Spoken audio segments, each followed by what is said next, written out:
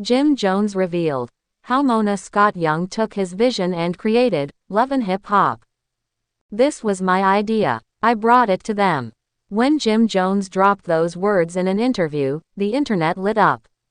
Fans were stunned, insiders weren't, and Mona Scott Young silent. But the story behind the story. That's where things get interesting. Because according to Jim, Love and Hip Hop wasn't a Mona Scott Young brainchild, it was his.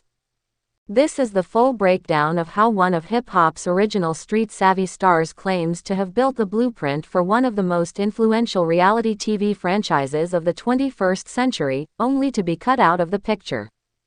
Chapter 1. The Harlem Hustler. Jim Jones wasn't just another rapper in the early 2000s. He was a Harlem icon, a Dipset founding member, street legend, and cultural trendsetter. But Jim was also something more rare in the rap game, a visionary.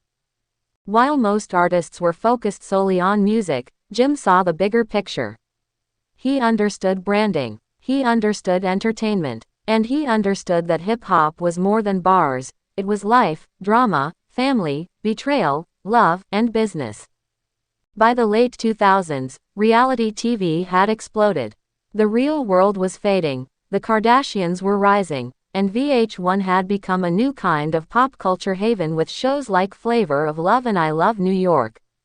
But something was missing: the real lives of real hip-hop figures. Jim saw it, and he had a plan. Chapter 2. The Original Pitch. As the story goes, Jim Jones approached Mona Scott Young, a respected music executive known for managing Missy Elliott and Busta Rhymes, with an idea. It was raw, it was real, and it was different. He wanted to do a reality show about his life, but not just his life. He wanted to show the world what it was like behind the scenes in the hip-hop industry, the relationships, the grind, the messy business, and the personal sacrifices. His longtime girlfriend Chrissy Lampkin would be central to the story, showcasing the often unseen perspective of the women who hold these rap empires together. The pitch wasn't just about drama. It was about authenticity. Jones' idea was personal, a reflection of Harlem culture, of struggle, of love and ambition.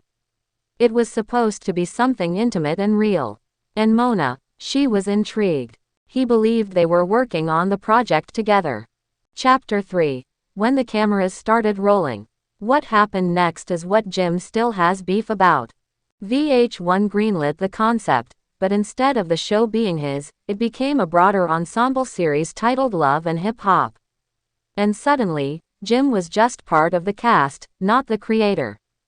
Season 1 of Love and Hip Hop, which aired in 2011, featured Jim and Chrissy prominently. But it wasn't their show anymore. It was Mona's. The branding shifted, the format shifted, and soon, it became clear that VH1 and Mona had built something bigger, something more manufactured, more structured for drama, and less about the authentic family vibe Jim initially pitched. The betrayal wasn't just about credit. It was about control. Jim and Chrissy were reduced to storyline characters, not executive producers, not owners, not decision makers. And that didn't sit right with Jim. Chapter 4. Public Fallout. Over the years, Jim and Chrissy slowly distanced themselves from the show. By 2012, Chrissy had left, frustrated by the way she was portrayed and the manipulation behind the scenes. In interviews, Jim began hinting at what happened. But it wasn't until later, around 2019, that he really let the truth fly. This whole Love and Hip Hop *T. That was me. That was our idea, he said on The Breakfast Club. I brought that to them. They flipped it, took it, and ran with it. Fans were shocked, but industry folks weren't. In fact, whispers had been circulating for years. Some insiders claim that Jim had brought the original pilot concept to VH1 and Mona, a concept Mona then reworked into the ensemble-style soap opera reality format we know today.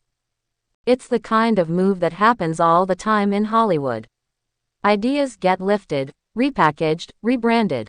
But in hip-hop, where respect and ownership are everything, that's a serious offense. Chapter 5. Mona Scott Young responds, or doesn't. To this day, Mona Scott Young has never directly denied Jim's claims. In fact, she's been notably quiet about it.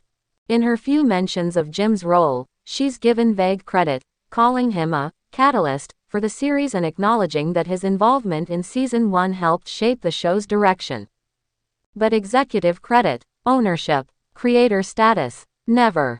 In the entertainment business, the creator title comes with clout, money, and power. For Jim, it wasn't just about being on screen, it was about being behind the screen. And when that credit didn't come, he knew exactly what it meant. He'd been cut out of something he helped build. Chapter 6.